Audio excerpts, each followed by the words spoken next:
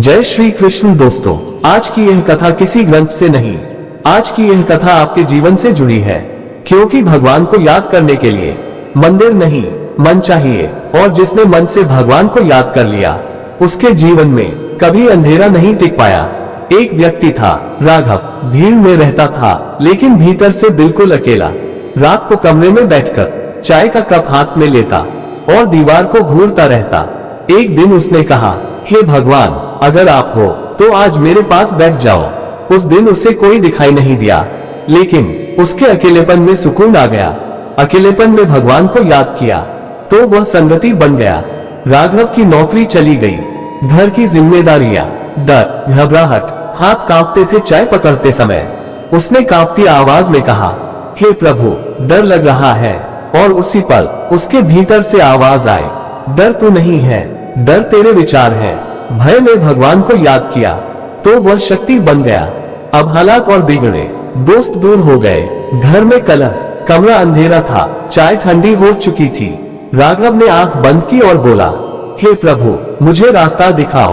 और उसी अंधेरे में उसे अपने भीतर एक उजाला दिखा। अंधेरे में भगवान को याद किया तो वह प्रकाश बन गया। समय बदला, नौकरी मिली, सम्मान मिला, पैसा आया। अब वही चाय महंगे कप में थी, लेकिन राघव बोला, हे प्रभु, ये सब आपका है, मेरा नहीं।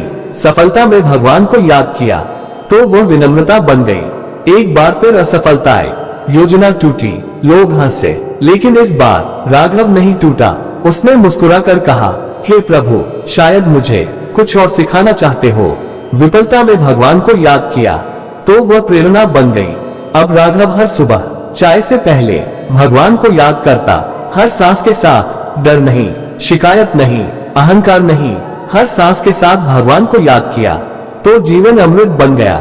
भगवान कोई बाहर बैठा चमत्कार नहीं है, भगवान उस याद का नाम है जो आपको टूटने नहीं देती।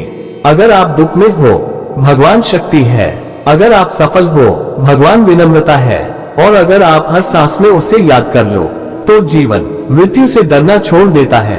ये चैनल उन लोगों के लिए है जो शोर नहीं, सुकून ढूंढते हैं। यहाँ कहानियां दिल से कही जाती हैं और दिल तक पहुँचती हैं। अगर ये कथा आपके मन को छू गई हो तो इसे किसी एक ऐसे इंसान तक जरूर पहुँचाइए जो आज अकेला बैठकर भगवान को याद कर रहा हो।